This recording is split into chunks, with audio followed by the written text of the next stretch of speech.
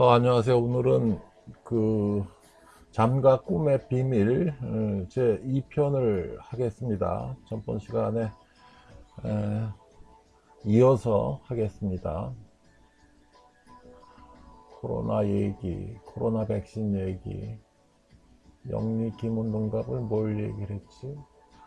이거 치기자 사주를 얘기하면서 한자를 제가 쓴 이유를 이제 설명을 했어요.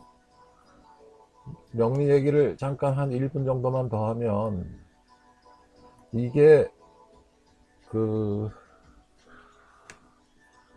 군의관 마치고 이제 경찰병원 과장으로 가면서 1년 있을 때부터 이제 공부를 하기 시작했는데, 그때 이제 서울시내 사립대학 그 이사장 며느리들이 한 두세 명이 저한테 이제 정신분석적 치료를 받겠다고 왔는데, 일주일에 뭐 한두 번 50분씩 이제 면담 치료죠. 그걸 이렇게 하다 보니까 어느 날 이 친구들이 저한테 그 생년월일 시를 물어봐요. 뭐냐 그랬더니 뭐 선생님 사주를 좀 봐주겠대. 그래서 이제 우리나라에서 제일 잘하는 두 사람한테 가서 물어보고 했대. 그래라 그랬더니 거기 사람한테 물어보러 왔더니 다음에 와서 한다는 얘기가 나보고 뭐 신경정신과 쪽 의사래. 뭐 그래서 이제 그 다음부터 쫓아가서 이제 배우기 시작을 했는데, 이게 그렇게 쉬운 학문이 아니에요. 그래서 여러분들 이걸 공부를 하겠다 그러면 시중에 있는 그 명리학 책 서너 권을 뭐 몇 달, 1년에 걸쳐서 이제 공부를 해요. 그 다음 단계에 이제 이석영 선생이 지은 이제 사주첩경이라는 책, 이거 6권, 7권짜리인데 이걸 이제 숙독을 해요. 세 번째가 이제 적천수나 이제 그 삼명통해, 이런 책들을 그 원문을 대조해 가면서 공부를 해요. 네 번째가 이제 그 공통보감을 가지고 이제 공부를 하면서 박주환 선생 책을 이제 공부를 해요. 우리나라 그 명리학에 이제 거의 그 박주환 선생 한자가 아마 이렇게 쓰죠. 돌아가셨죠. 이분이 물론 이제 명리학만 가지고 이제 책을 쓴 건 아닌데, 우리나라 이제 그 50년대 이후의 역사가 거의 이 사람에 의해서 이루어졌다고 할 정도로 굉장한 영향력을 끼쳤어요. 이게 첫 번째 단계고, 제가 하는 거는 이제 두 번째 스텝이 이제 허자 이론을 이제 도입을 해요.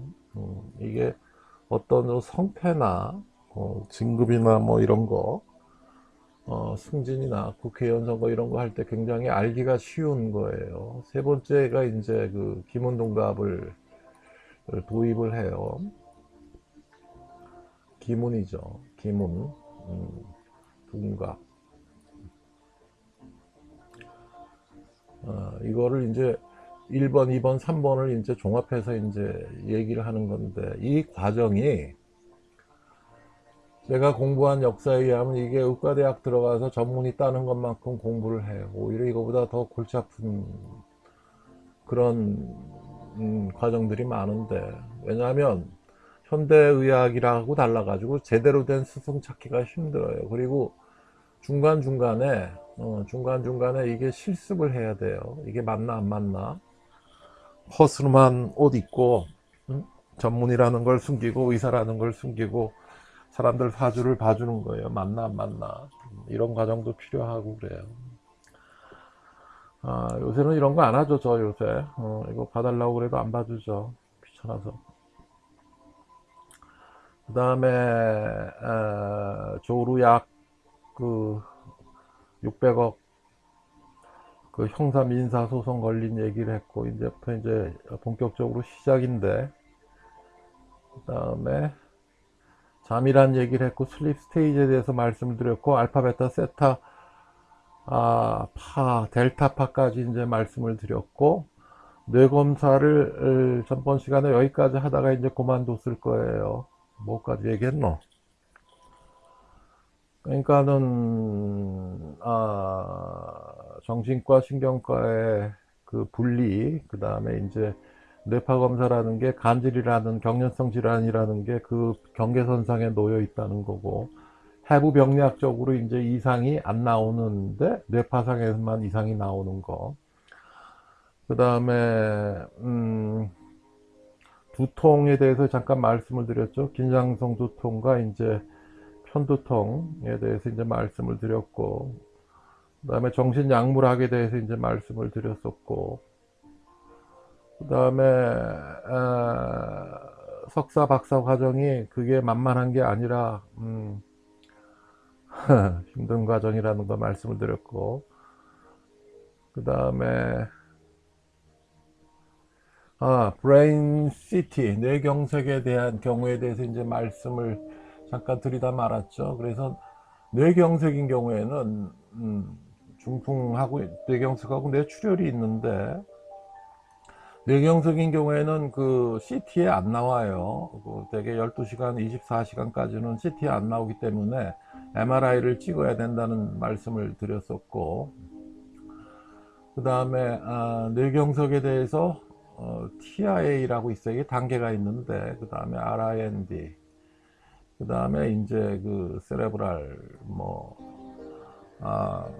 엠볼리즘 때문에 이스케믹, 본격적으로 이제 시작되는 게 1, 2, 3단계가 있는데, 되게 이제 뇌혈관이 막혀가지고 잠깐 왼쪽이 이제 마비가 된다. 그래가지고 몇 시간 안에 풀린다. 12시간, 24시간 정도까지 풀리면 이제 그 트랜지언트 이스케믹 어택이라 그래요. 일과성 허혈 발작. 그 다음에 RIND는 이게 2주일 안에 풀리는 경우, 리버스블 이스케믹 뉴럴로직 데피시트라 그러고, 그 다음에 이제 2주 이상 진행하는 경우는 본격적인 이제 뇌경색이라 그러는데, 왜 이런 걸 해놨냐면, 잠깐만 볼륨 좀 줄이고요. 제가 아마 한 달 전쯤에 말씀을 드린 게 있어요. 뇌경색 환자가 얼마나 좋아지느냐. 이게 2시간, 이틀, 2주, 2달, 2년, 20년, 뭐 대충 이렇게 돼요. 우리 아버지가요, 뇌경색이 돼가지고 왼쪽이 마비돼가지고 잘 걷지를 못하시는데 지금 2주일 되셨거든요. 그럼 어떻게 돼요? 그만큼 좋아져요. 2주에서 2달만큼, 이틀에서 2주만큼 좋아진 것만큼. 그래서 2달에서 또 2년만큼 그만큼 좋아지고, 요만큼 좋아지고, 요만큼 좋아지고, 요만큼 좋아지고. 그러면 벌써 이제 2년이 넘어가면은 이제 20년을 기다려야죠. 그만큼 좋아져요. 이게 그래서 그 처음부터 이 적극적인 치료가 굉장히 중요하고, 소위 얘기해서 그 리해빌리테이션 그 메디슨 재활의학이 이제 굉장히 중요하다는 거죠. 초기에 2주일까지, 초기에 2달까지가 그렇게 중요해요. 또 다른 얘기로 세레브랄 팔시라고 있죠. 뇌신경 7번째 신경이 이제 안면, 한의학에서는 이걸 구안사화라고 그러죠. 허준 드라마 보면은 뭐 입 한쪽이 이제 마비가 됐는데, 얼굴 한쪽이 마비가 됐는데 침을 놔서 뭐 어쩌고 저쩌고 하는데, 이거 저절로 놔둬도 95%는 그냥 좋아져요. 95%에서 99%까지.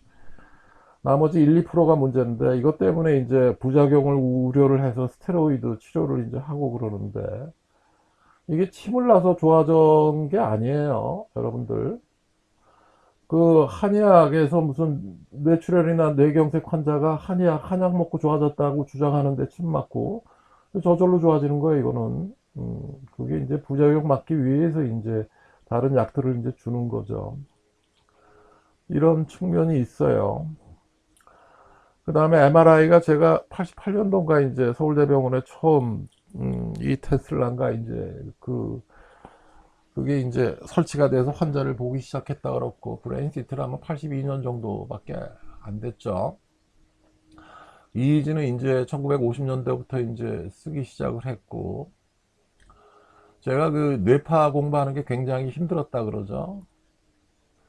제가 그 인턴 같이 돌았던 저보다 3년인데 그분 그 난킴스였으니까 뭐 삼성의료원의 쭉 과장으로 있었죠. 근데 그 이지 가지고 같이 그렇게 골모를 같이 썩였어요. 이게 그렇게 쉬운 게 아니에요. 이게 굉장히 힘들어요. 잘 가르쳐 주지도 않고, 신경과에서. 그 예전에는 신경과 전문의 따고 펠로우를 2지만 하는 2, 3년 이상 하는 사람이 이제 이거를 그 뇌파 판독을 하게 했는데 굉장히 에러도 많고 그래가지고 그 브레인 매핑이라는 게 뭐냐면 제가 군의관 갔다 와서 경찰병원 이제 신경과 과장 정신과 과장으로 갔었는데 신경과 전문의도 있었고 정신과 전문의도 있었으니까 신경과 가서 이제 그 QEEG 기계라는 걸 이제 도입을 했어요. 그때 돈으로 8천에서 1억짜리 기계였는데 이게 91년, 92년도인가 이제 도입을 했었으니까 지금부터 뭐 10년, 한 30년 전 얘기가 되겠죠. 그때 돈으로 1억이면 지금 돈으로 뭐 한 3억이 넘어가겠죠. 그 당시 이제 서울대학병원에 있던 기계보다 더 좋은, 우리나라에서 제일 좋은 기계였어요. 그래서 뇌파를 그 QEEG라는 게 앞에 Q자가 붙으면은 퀀터터티브 EEG가 돼. 이걸 컴퓨터로 이제 분석을 하는 거예요. 그래서 정량적으로 이제 분석을 해가지고 그 매핑을 이제 뇌 어느 부위가 이제 문제가 있다는 거를 이제 그 그래프로 나타나 주는 건데 이거를 쭉 했었죠. 거의 한 4, 5년 이상. 이거 이제 브레인 매핑이라고도 그래요. 이거를 그 미국 가서 이제 성의학하고 갔다 오면서 개업하면서 이것도 한 그때 이걸 똑같이 개업하면서 거의 한 그때 한 7, 8천만 원 주고 샀는데 퀴즈 한다고 뭐 어차피 뭐 쭉 했던 거니까 이거 결국 한 몇 달 하다가 이제 못 하게 됐어요. 왜냐하면 96년도 초부터 이제 동아일보에 성의학이 이제 연재가 되면서 이쪽 환자가 너무 밀어닥쳐가지고 이거는 도저히 할 여건이 안 돼가지고 그냥 썩혀놨는데 그냥 뭐 지금 돈으로 2억 이상을 그냥 날려보냈죠. 아유 참. 그 다음에 이제 EP라고 있어요. 이버프트 포텐셜이라고 이 기계에 되게 같이 붙어 있는데 유발전이 검사라 그래요. 그래서 이제 오디터리, 비주얼, 최선 감각이 소마토 센서리 이제 이버 포텐셜로 구별을 하는데 이게 예를 들어서 여러분들 그 주의력 결핍 장애 있죠? ADH, Attention Deficit Disorder, ADD, ADHD라고 요새는 그러는데 Hyperactive Disorder라고. 근데 이게 이제 웨이브가 이렇게 있으면 이게 정상이면은 예를 들어서 그 ADD 환자는 이게 문제가 있는데 약을 주면 이게 이제 그 메틸페니데이트나 이제 암페타민 같은 걸 줬었죠. 리탈린이라 그러죠. 메틸페니데이트. 메틸페니데이트가 이게 리탈린하고 뭐 상품명은 여러 가지니까 이걸 주면은 이게 정상화되는 걸 그 유발전이 검사에서 이제 볼 수가 있어요. 그 다음에 이제 뭐 그 여러분들 흔히 어지럽다 그러는 것도 이거 가지고 이제 그 검사를 할 수가 있고 그 다음에 귀에 무슨 뭐 암이 있다 이런 것도 이제 이거 가지고 이제 검사를 할 수가 있는 이런 진단적 도구가 돼요. 그 다음에 fMRI, 펑셔널 MRI라 그래요. MRI가 하고 이제 이게 뭐냐면 CT나 MRI는 기본적으로 예를 들어서 정신분열증이나 정동장애 뭐 이런 환자 찍어봤자 전혀 이상이 없이 나온다 그랬죠. 앞에 펑션자가 들어가면 이걸 이제 기능적으로 볼 수 있는 거를 이제 더 발전을 시킨 거죠. 혈액 속의 산소 포화도를 가지고 이제 그 브레인 이제 영상으로 표시를 하는 거고, 스펙트는 요거 좀 다른 개념인데, 99M 페크네춤 가지고 이제 방사선 동위 원소를 가지고 뇌의 영상을 갖다가 이렇게 정량적으로 시각적으로 이제 분석을 하는 거예요. 이게 제 박사 논문이에요. 정신분열증이나 뭐 주요 정신병을 환자를 갖다 놓고 수백 명을 갖다 놓고 스펙트를 찍어가지고 이게 도대체가 방사선 학적으로 아니면 컴퓨터로 이거를 연결을 해가지고 수리적으로 이거를 어떻게 분별해낼 수가 없겠느냐? 어떻게 정신병 환자를 갖다가 꼭 의사의 그 면담 기록하고 그 다음에 심리 검사만 가지고 하는데 이런 방법이 없겠냐 해가지고 이제 시도를 한 건데 굉장히 유의미한 결과가 나왔죠. 이게 디스크리미넌트 아날라이시스라 그래요. 디스크리미넌트 아날라이시스. 이게 판별 분석이라 그러는데 판별 분석. 여러분들 그 통계를 전문적으로 배울 때 맨 마지막에 들어가 있는 분석 방법이에요. 이거 가지고 했죠. 스펙트가 요새도 이제 좀 쓰여요. 이게 가격이 좀 싸거든. 패트나 이런 거보다. 그리고 이제 이렇게 보면, 뭐 여기 이렇게 찍으면 이렇게 꺼멓게 나오고 색깔이 나오게 나면, 이 정신분열증 환자 중에서도 이게 좀 나중에 증상이 네가티브 심텀이 위주로 된 멍한 환자구나. 아페시, 그 다음에 이모셔널 블런팅. 그러니까 제가 아까 도파민에서 이제 노에페네르로 넘어가는 도파민 베타 하이드록실레이즈를 측정을 한 게 이제 석사 논문이라 그랬는데 이게 이제 하나의 유니파이드 세어리가 되는 거죠. 유전적으로 결함이 한 3, 4% 가지고 태어났는데 청소년기를 거치면서 스트레스 처리를 제대로 못하면 도파민이 올라가서 정신분열증이 걸린다는 거죠. 환상이 생기고 망상이 생기고 환청이 들리고 그 다음에 누가 나를 조종한다는 조종망상이 있고 누가 나를 조종한다. Delusion of being controlled라고 그러는데 이것만 있으면 99% 이상 정신분열증이에요. 뭐 이런 퍼센트로 나오는데 요새는. 근데 이제 이게 오래되다 보면 정신분열증 환자가 뭐 예를 들어서 10년, 20년 이렇게 지나다 보면은 이제 이게 불락이 돼 있으니까 이게 노에피네프린이 결국은 떨어지잖아요. 이게 제가 이제 우울증이라 그랬죠. 근데 정신분열증 환자는 이제 이게 우울로도 나타나지만 이게 이제 멍해지는 거, 이게 정신분열증의 포지티브 심텀, 네가티브 심텀 이렇게 나누는데 이걸 스펙트 같은 걸로 해보면 이거를 금방 알 수가 있다는 거죠. 그런 개념이에요. 그 다음에 이제 PET, 포지트론 이미션 토모그래피라는데, 방사선 동위연사를 똑같이 이용을 하는데, 이게 이제 비싸니까 요즘 대학병원에서 많이 쓰죠. 비싸니까. 무슨 말씀인지 알죠? 전부 이제 비보험 수가기 때문에, 이거 아니면 지금 운영이 안 되기 때문에. 제가 그래서, 그때 이제 심평원장 얘기를 좀 했었죠. 이거 가지고 이제, 이게 삼성의료원이나 이제 세브란스 같은 경우는 심평원에서 정말 제대로 조사하면은 수백억씩 이게 토해내야 돼요. 병원이 휘청거릴 정도로. 이거 가지고 굉장히 장난들 많이 하는데 특히 이제 뭐 무슨 사립병원 그 다음에 척추 전문병원 뭐 이런 식으로 뭐 그거 제가 했었으면은 하도 온갖 민원이 빗발쳐 가지고 굉장히 좀 힘들었겠죠. 정권 차원에서.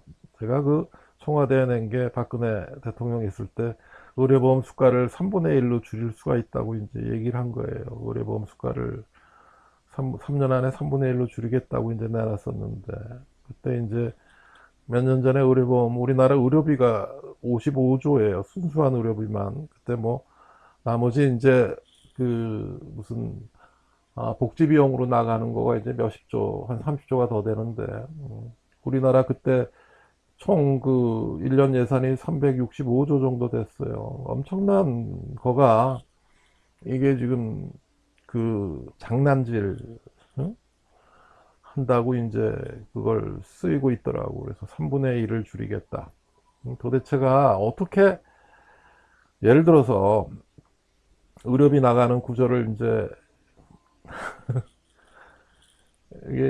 이거를 심평원장이 이제 전부 도장 찍는 거예요. 이거를 깎아야 되고 이게 제대로 나가는지 안 나가는지 감시를 해야 되는데 제 그때 하겠다는 전까지는 도대체 의사가 의사가 이거를 심폐원장을 한 적이 없어요. 응? 굉장히 굉장한 카르텔이고, 그래서 이제 그렇게 이제 된 거죠. 아, 이거 뇌검사하는데 이렇게 시간이 오래 걸리니, 이게 이제 스펙트로 표시를 요새 나오는 그 컴퓨터가, 이제 컴퓨터 그쪽은 굉장히 이제 발전을 하니까 이렇게 이제 정교하게 이제 스펙트로 나오는 거고, 이게 이제 얘기하는 아까 말씀드린 오디터리 이복 포텐셜의 유발 전이 검사, 이렇게 그래프를 나오는데, 그래프를 이제 해석을 하는 거예요. 보면은 귀에다 자극을 줘가지고 뇌관 유발 검사를 하면 코클리아 너브, 브레인스템, 인페리어 코클리아 리쿨러스, 그 다음에 살라무스, 이렇게 이런 식으로 이게 그 위치를 측정을 할 수 있게 이제 그래프화 된다는 거죠. 여러분들 모르셔도 돼요. 그 다음에 이제 본격적으로 이제 불면증에 대해서 들어갑니다. 여기까지 오는데 왜 이렇게 시간이 오래 걸리는지 몰라. 오늘은 1시간 넘겨볼까요, 한번? 이게, 음, 불면증, 인썸니아. 일반 인구의 이제 15% 정도. 이 불면증 환자들이 이제 검사를 해보면, 4분의 3에서 이제 우울 척도 D가, 그러니까 소위 얘기해서 MMPI, 미네소타 멀티페이식 인벤토리라 그러는데, 이거를 제가 경찰병원 과정할 때 이거를 컴퓨터라이즈를 했어요. 컴퓨터라이즈를 해가지고 딱 OMR 카드에 이렇게 찍어 놓으면은 컴퓨터로 이제 해석이 나와요. A부터 학점처럼 F까지 진단명 거의 나오고, 그 다음에 이거 EF 이상은 이거 정밀 검사를 요한다, 이렇게 표시되게 해놨는데, 그러니까 이게 거의 유일한 객관적인 검사라서 그래요. 363문항으로 이제 좀 간편된 형으로 이제 하는 건데, 이거를 제 밑에 부과장으로 온 친구부터는 이거를 못 하더라고. 이걸 심리학, 임상심리학 전공한 사람들한테 다 맡겼기 때문에 자기는 못 한대. 그래서 이제 서울대병원에 거기 이제 심리학, 임상심리학 하는 사람을 1년에 한 2명 정도 뽑았어요, 예전에는. 서울대 뭐 심리학과 무슨 박사를 받았거나 뭐 박사 과정이거나, 그 중에서도 뭐 나한테 자랑을 하대. 오레이 플러스를 받았다고. 학과 때부터. 난 이런 사람 별로 싫어하는 거 알죠. 근데 이제 들어와서 3년 과정에 임상 심리학 과정을 해요. 그러면서 이제 심리 검사만 하는 거야. 심리 검사만 하는 거예요. 심리 검사만 해요. 거기 무슨 정신분석학이나 정신치료 과정에 전혀 포함을 안 시켜요. 그때 교수 한 분이 굉장히 이쪽에 대해서 굉장히 그 강직하셔가지고, 그래서 이게 지금 그 시중에 나가가지고 무슨 뭐 심리 검사를 하는 건 좋은데, 이쪽 과정이 요새는 꽤 많으니까 검사가 아니라 뭐 이걸 치료라고 붙여놓은 거는 이건 의료법 위반이에요. 의료법은 되게 이게 굉장히 강력한 법이에요. 의료법은 굉장히 그 죄질이 나쁘다고 이제 하는 건데, 이거 하면은 바로 치료라는 얘기를 쓰면 안 돼요. 그리고 이 사람들 정말 그 소위 얘기해서 인지치료라고 이제 뭐 카그니티브 세라피 뭐 이거를 그 뭐 가끔 많이 하는 모양인데, 무슨 자격이 있느냐 이거야. 이게 원래 의사만 할 수 있게 돼 있어요. 인지치료가 붙는 거는. 이게 다 불법이라는 거죠. 신경정신과 학회에서 사람들이 좀 점잖으니까 좀 가만히 있어서 그런데, 문제가 생기면 바로 이거 굉장히 범죄가 중요해요. 그 다음에 불면증은 두 가지 종류가 있는데, 잠들기 힘들다, 중간에 일찍 깬다로 크게 둘로 나눌 수가 있어요. 그래서 잠들기 힘들다는 건 이제 불안 때문에 그렇죠. 불안. 그 다음에 카페인, 커피가 예전 시간에 말씀드린 것 같은데, 하루에 이제 300에서 500mg 이상을 먹지 말라는 거예요. 커피 한 잔에 100ml라고 생각을 했을 때, 특히 이제 수면 장애가 있는 환자들은 이제 오후에는 커피를 먹지 말라는 거죠. 커피 3잔에서 5잔 먹으면은 이거는 하나의 이제 중독이에요. 커피 끊으면 이제 그 withdrawal symptom 생기죠. 그리고 커피는 살충제였다는 그 제 유튜브 방송이 한두 달 전에 했던 게 있을 거예요. 그 다음에 술. 알코올, 그 다음에 먹는 약, 그 다음에 여러 가지 환경 변화 때문에 이제 잠들기 힘들다는 증상이 나오고, 일찍 깬다는 건 이제 우울증이에요. 이것도 이제 약물, 그 다음에 여러 가지 질병, 그 다음에 이제 나이가 60, 70으로 넘어가는 이제 노화, 그 다음에 이제 환경 변화에서 생긴다는 거고, 그 다음에 수면제는 이제 저는 대개 2주까지 얘기하는데, 뭐 넉넉히 잡아서 3, 4주까지만 먹으라는 거죠. 그 이상 먹으면은 톨러런스 때문에 수면제 먹으면 더 잠을 못 자요. 여러분들 이 얘기 많이 들었죠? 예전에는 그래서 할시온이라는 약이 이제 그 대표적으로 이제 많이 쓰던 그 수면제였죠. 그 다음에 이제 달마돔이라고 달메인 그쪽 약이 있었고, 요새는 이제 할시온이나 달마돔을 못 쓰겠다 그러니까는 흔히 이제 아티반 이쪽을 많이 쓰는데, 글쎄 이거는 이렇게 이런 식으로 그 쓰게 되면 톨러런스 때문에 문제가 돼요. 아티반 얘기하니까 이제 이거가 있는데, 아티반, 그 다음에 발륨이라고 있어요. 음, 대표적인 그 항불안제예요, 발륨. 그죠? 아티반도 대표적인 항불안제예요. 이건 숏 액팅이고, 이거는 뭐 적당히 긴 액팅인데, 문제가 되는 게, 발륨 1앰플짜리가 한 10mg짜리 앰플로 나와요. 이거 IV 하면 절대로 안 돼요. 그냥 중간에 호흡이 어레스트가 와가지고 사망 사고가 되게 흔해요. 발륨 IV는 절대로 하면 안 돼요. IM도 의미가 없어요. 주사도 발륨 엉덩이에 주사 놓는 거는 한 알 경구용으로 먹는 것보다 효과가 없어요. 무조건 아티반이에요. IV는. 이게 그 예전에 정신병원에서 클로로프로마진이라고 있었어요. 이걸 60년대 1960년대 초반에부터 나오기 시작한 항정신병 약물인데, 이때 쓰는 한자가 항이죠.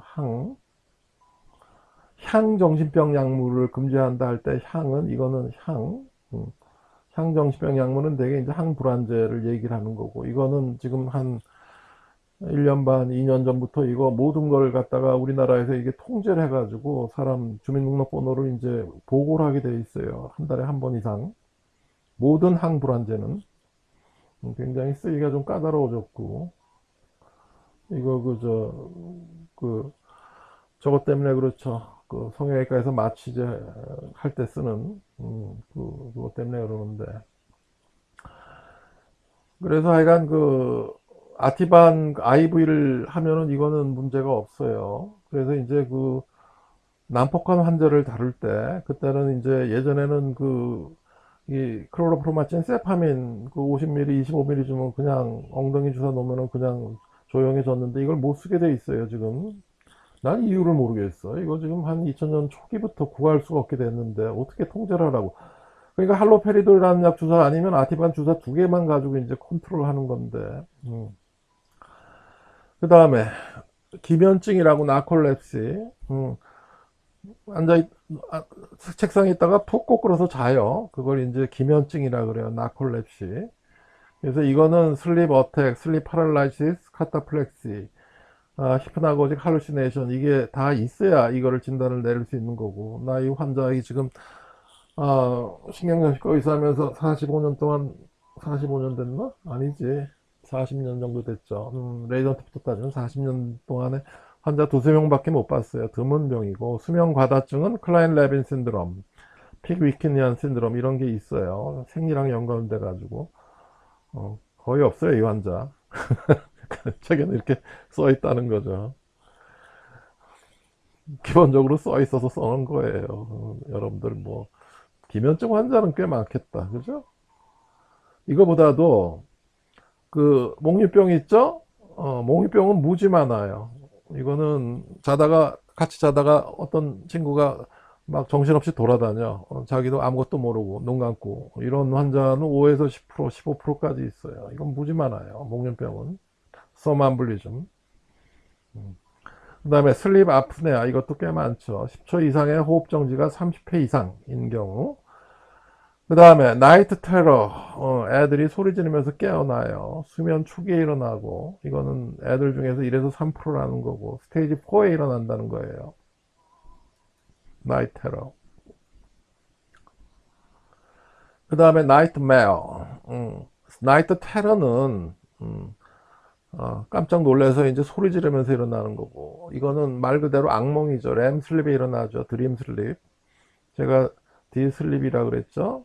그래서 역설 수면에 일어난다는 게 역설이라는 것도 설명을 드렸고, 악몽을 많이 꾸는 사람, 서구의 몰락을 진 우리나라 서구의 몰락을 지은 오스트발트 슈팽글러일 거예요. 내 기억이 맞다면 오스트발트 슈팽글러가 이게 그렇게 그 청소년기 악몽을 많이 꿨다며. 그래서 내가 아주 또렷이 기억을 하는데, 제가 그렇게 그 초등학교 후반부, 중학교 때까지 악몽을 많이 꿨어요. 쉽게 상처를 입거나 예민한 사람들, 정신병리 가능성이 많고, 그 다음에 이거를 이제 이렇게 설명을 해요. 악몽의 이제 여러 가지 원인, 이미지 콘텍스츄얼라이제이션, 그 다음에 affect desomatization, mood regulation, fear extinction. 그러니까 이제 꿈이라는 것도 하나의, 제가 그랬잖아요.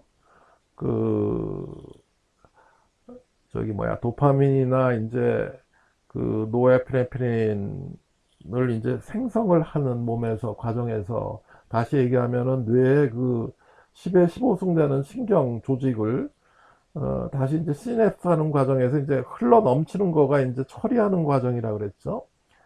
그래서 이런 거예요. 공포와 연관된 감정을 조종하고 몰아내고, 그 다음에 이걸 함으로써 신체에 나타나는 불안 공포 반응을 조절을 한다는 거죠. 이게 디소마타이션이. 그 다음에 이게 이미지 콘텍스츄얼라이제이션은 걱정, 근심 이런 거가 연관이 돼 가지고, 이것도 마찬가지예요. 하나의 처리하는 과정이라는 거죠. 꿈을 하나의 방어 기전으로 보는 거죠. 디펜스 메커니즘으로 보는 거죠. 그러니까는 제가 그랬죠. 렘 슬립이라는 것은, 꿈을 꾸는 거는 이제 자기 정신 세계를 이제 다시 재정립하고 보호하는 기준이고, 난 렘 슬립은 스테이지 1, 2, 3, 4, 5는 신체를 회복하는 거라고 전번에 말씀을 드린 거예요. 이거랑 생각하면 쉽죠?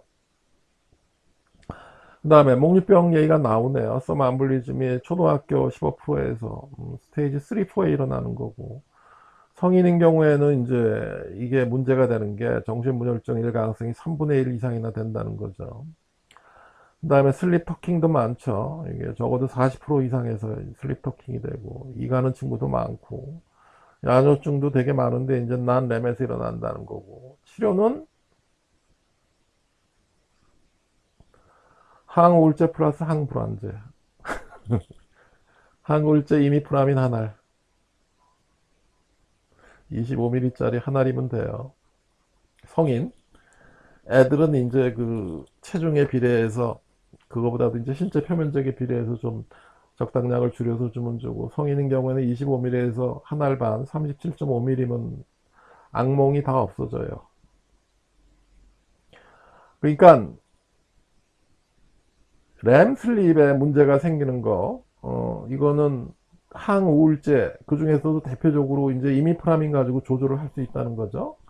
그 다음에 스테이지 3, 4, 딥 슬립, 스테이지 1, 2에 문제 생기는 건 항불안제. 예를 들어서 대표적으로 발륨이죠. 난 발륨은 안 써요. 발륨 대신에 다른 약을 쓰는데, 이거 예를 들어서 발륨 같은 경우에는 5에서 10ml 가지면 돼요. 내과 의사들은 잘 모르고 맨날 DDP, 이걸 발륨을 DDP라고 그러는데, DDP 뭐 2ml 정도밖에 안 쓰는데, 이거 약효가 있나? 이거 누가 설명을 해줘야 되는데, 이걸 설명을 안 해주니까 이게 이제 문제가 되는데, 그 다음에 뭐 있노? 항불안제, 항우울제가 있네, 여기. 지금 제가 항불안제는 스테이지 난 램슬립에 쓴다 그랬고, 항우울제는 악몽이나 램슬립, 램슬립에 문제가 되는 경우에 이제 쓴다 그랬는데, 이걸 이제 이미프라민이라고 그러죠. 이거는 이제 바리움이라고 그랬고, DDP라고 그랬고, 어, 내과 의사가 있고, 가정의학이 있고, 그 다음에 신경정신과 의사가 있어요. 요새는 정신의학과라 그러는데 세 명의 의사가 있어요. 예를 들어서 요양병원에 치매 환자가 있다. 이 얘기 하다 보면 이거 15분 이상 가는데 이거 뒤에 슬라이드는 어떻게 할지 모르겠는데 하여간 이 얘기는 해놓고 가야 돼. 아버님이 그 당뇨 때문에 이제 그 뇌혈관이 막혔었어요. 그런데 거의 3분의 1밖에 펑션을 안 했는데 거의 7, 8년 이상을 그러다가 이제 전립선암이 생겨가지고 이제 그 방사선 치료를 했죠. 내가 그렇게 하지 말라 그랬는데 그 저쪽에 무슨 그 사립대학병원에 가서 비뇨기과에 가서 이걸 여성 호르몬 주사를 맞았어. 그렇게 하지 말라 그랬는데 어느 날 가서 이제 그 비뇨기과 의사는 잘 뭐 자기는 자신 있다고 준 건데 이것 때문에 이제 세레브럴 엠볼리즘이 왔어요. 그럼 더 막힌 거죠 뇌가. 그러면 뭐 온갖 이상 증상이 다 나타나요. 뇌혈관 어디 막히면은 우리는 뻔히 알거든. 내 주치의가 서울대학 주치의가 내 동기였어. 윤병호 선생이라고. 이 친구 올해 정년 퇴직할 건데 이거 박근혜 대통령 말기에 대통령 주치의했죠. 내가 학생회장 할 때 체육부장 한 친구인데 근데 윤병호 선생한테 얘기를 좀 해야겠는데 얘기를 하기가 굉장히 그렇더라고. 그건 뭐 바쁜 친구 뭐 근데 난 정신과 약을 내가 그래서 조금 드렸어요. 윤병호 선생 처방 뭐 하는지 뻔히 아니까. 근데 문제가 뭐냐면 이 치매 환자나 무슨 뭐 중풍이나 뭐 뇌혈관 막혔거나 뭐 하여간 온갖 이상 증상이 나오잖아요. 뭐 과격한 행동뿐만이 아니라 뭐 온갖 기억장애, 뭐 행동장애 다 나오는데 이거를 조절할 수 있는 약을 제가 그랬죠. 처음 시간 두 번째 시간에 얘기를 한 거예요. 앵자이어티가 있고 디프레션이 있고 항불안제가 있고 항우울제가 있고 그 위를 싸고 있는 거는 obsession, obsessive compulsive 항강박증 약. 그다음에 맨 위에 있는 게 정신병 약이라 그랬죠. 사이코시스, 정신분열증이나 뭐 우울증이나 정동장애나 뭐 기타. 그다음에 맨 아래에 있는 걸 이제 정상적이라 그럽시다. 노말이라 그럽시다. 그럼 이게 하이라키가 있다고요. 이게 행동장애가 있는 환자는 최소한 제가 그랬죠. 성기능장애도 마찬가지인데 강박신경증 레벨 3에 올라간다고. 이거를 바륨이나 좀 주고 바륨 2ml 줘가지고 조절을 한다 말도 안 되는 얘기. 이거 아주 조절이 안 돼. 그죠? 아, 이건 항정신병 약물 소량을 써야 돼요. 아니면은 강박신경증에 쓰이는 약을 그 소디움 발프레이트 같은 걸 써야 돼. 이거 소디움 발프레이트는 강박신경증에 쓰이는 약이 아니야. 행동장애 조절을 할 때. 이거는 알려 드릴게요, 그러면. 여기 의사들이 나중에 많이 볼 거니까. 발프레이트. 소디움 발프레이트.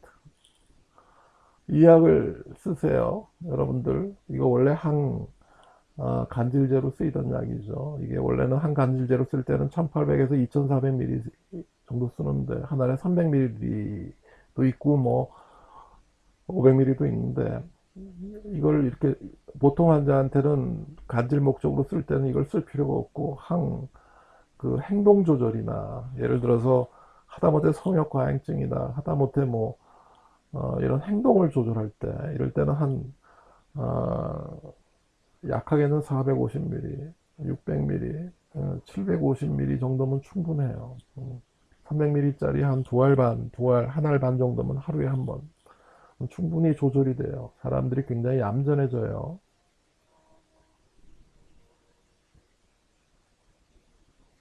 그 다음에 정동장애, 여러분들 그 어펙티브 디소더라는 거, 조울증이라는 것도 저는 이걸 써요. 소디움 발프레이트를 써요. 물론 치료 용량이 1200에서 1800ml 이상 되지만은 예방 목적으로 쓰면 600에서 750ml 가지고 충분해. 이거 가지고 95% 이상 예방이 될 거예요. 지난 40년의 경험이에요. 그 다음에 이 얘기 나왔으니까 하나, 테그레톨, 카바마제핀이라는 약을 이걸 행동 조절용으로 쓰는 의사들이 가끔 있는데 이거 원래 항간질제죠. 이거 스티븐 존슨 신드롬이라고 있어요. 제가 이걸 전문의 따고 이거 2년 동안에 2번을 당했어. 1년 사이에. 테그레트를 줬는데, 여자 환자인데 테그레트를 줬는데 DPH라고 디페닐 하이단토인 간질 환자 흔히 먹는 다일란틴을 먹으면은 10년, 20년 지나면 잇몸이 이렇게 커지죠. 그래서 겉에서 박아서 누군 줄 알고. 그 다음에 페노바비탈은 좀 약한 측면이 있고, 예전에 이건 줄을 주고 2개를 섞어 썼는데, 난 이거, 검 하이퍼트로피, 잇몸 커지는 거 보기 싫어가지고, 이제, 테그레트를 주곤 했는데, 이게 2번을 당했다고, 스티븐 존슨. 이거 치사율이 얼마인 줄 아세요? 50%가 넘어요. 한 번 걸리면. 젊은 여자한테 2번이나 당했어. 그래서 그다음부터는 절대로 이거 국산 약을 항간질제 특히 이쪽은 잘 안 쓰려고 그래. 이게 도대체 무슨 불순물이 들어갔는지 모르겠어. 물론 이게 몇만 명에서 몇십만 명에 한 명 일어나는 부작용이에요. 몇십만 명. 어? 여러분들 그 페니실린 알러지 그게 몇만 명에 한 명 쇼크가 일어나는 줄 알아요? 몇만 명에서 몇십만 명 하나밖에 안 일어나는 거 가지고도 스킨 테스트를 하게 돼 있다고. 이거 겁나서 못 써요.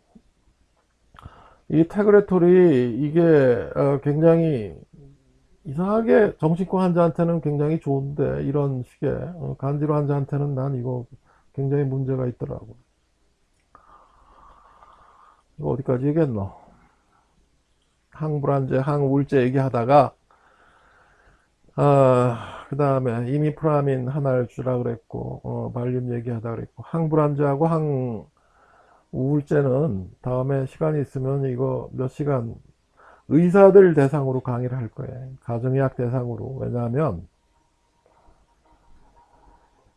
그 경찰병원 과장을 할 때 서울대학 유태호 선생이 내 동기인데 뭐 2달 동안을 파견을 보낼 테니까 거기서 2명씩 보낼 테니까 거기서 알아서 신경과하고 정신과를 마스터 해달래. 저 친구 되게 웃긴다. 내가 그랬어. 어떻게 신경과하고 정신과를 2달 동안에 마스터를 해달라 그러냐. 하도 그래서 그냥 받았죠. 2명씩 와. 이게 첫 번째 주일에는 그 CT, MRI 책 몇백 페이지짜리 책하고 슬라이드 한 500개를 줘요. 이거 다 공부하고 오라고 토요일날 물어봐서 모르면은 주워 맞을 테니까. 두 번째 주일에는 에필랩시 책, 텍스트 오브 에필랩시 책 이거 6, 700짜리 다 읽어보고 오라 그래서 보고 오게 해요. 세 번째 주일에는 볼프스 헤데이크 책도 이거 한 7, 800페이지 되는데 그거 다 읽어보고 오라고 해요. 네 번째 주에는 신경과적인 다른 일반적인 교과서 공부해가지고 오라 그래. 이건 뭐 얘네도 학생 때 공부했으니까 정리해가지고 이것저것 물어본다고. 두 번째 달에는 이제 정신과로 이제 정신분석도 시작해가지고 정신약물학을 한 달 동안에 마스터를 시키는 거야. 여러분들 이게 가능하다고 생각해요? 가능해요. 얘네들은 공부 되게 잘해요. 가정의학 하는 애들이 원래 공부 못하는 애들이 가는 거였는데 뭐 근데도 뭐 서울의대 출신이니까 그리고 동기를 부여하고 그 다음에 환자들 그때 주치를 맡기면서 공부를 시키면 다 잘해요. 나중에 들어보니까 가정의학 얘네들이 3년 동안에 뭐 내과, 뭐 소아과, 산부인과, 뭐 외과 이런 걸 다 배우는데 내가 가르쳤던 2달이 가장 꽃다운 그 커리큘럼이었대. 근데 이제 이걸 해놓고 한 10몇 년 지났는데 이제 예전에 방송에 이제 갔더니 뭐 노인의 그때 뭐 죽어도 좋다라고 박진표 영화 감독이 그 친구 원래 PD였는데 죽어도 좋다라는 거를 내가 제안을 한 건데 그런 거 한번 영화로 해봐라. 너 영화 감독 한다는데 이게 히트쳤죠. 이거 노인의 뭐 성에 대해서 얘기를 하는데 갔더니 뭐 아는 친구가 오더라고. 너 누구였지? 그랬더니, 이 가정의학 그때 했던, 선생님이 가르쳤던 누구입니다. 무슨, 뭐, 어디 대학병원 가정의학 교수 있더라고, 주임 교수인데. 너 여기 왜 안 해? 그랬더니, 이거, 저 갈게요. 그러고, 아니, 뭐 배웠다고 가정의학 쪽에서 무슨 노인의 뭐 우울이나 성에 대해서 얘기를 하냔 말이야. 뭐 그러면 안 돼. 응? 유태호도 그래. 유태호 선생도 전번에 보니까 뭐 조루에 대해서 유튜브 가지고 뭐 하는 거 하던데 하도 나 쳐다보고 안 봐요 그런 거. 나 강동구 선생 킨즈 연구소에 보낸 내 제자 비슷한 친구 한 거나 한 번도 들어가 본 적 없어. 보면은 성질날 것 같아서 안 봐요. 아, 가만히 있어봐요. 이게 지금 역설 수면과 성역, 그 다음에 꿈은 왜 꾸나, 생리학적 관점, 수면 박탈 시험, 신경생리학, 놀라운 현대의학, 수면증 발기현상, 수면증 발기현상, 수면증 발기현상. 이건 뭐야? 빅뱅에 있어서의 하이퍼스페이스 여기까지인데 이거는 다음 시간에 할게요. 어디까지? 여기까지 나이트메어까지 항불안제, 항우울제. 지금 벌써 이거 45분이 넘어가네. 여러분들 들어준다고 수고하셨어요.